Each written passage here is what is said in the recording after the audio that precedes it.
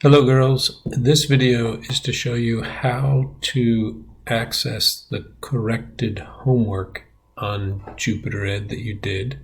6 of you ended up submitting PDFs or pictures of the homework. But in order to check the homework and see your answers, I want you to look at the screen. So this is where you come in.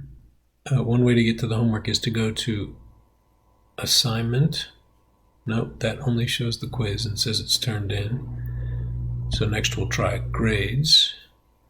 And if we go down here and find the homework that was due Friday, I think it was, page 297 and 301, and click on that.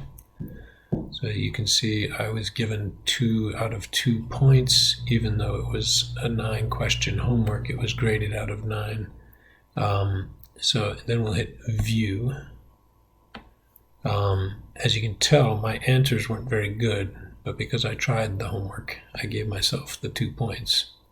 But here's my incorrect answer, and here's the correct answer just beneath. So you can go all the way down. A number of you did a very nice job on this homework. So do check it in preparing for Tuesday's test. Thank you.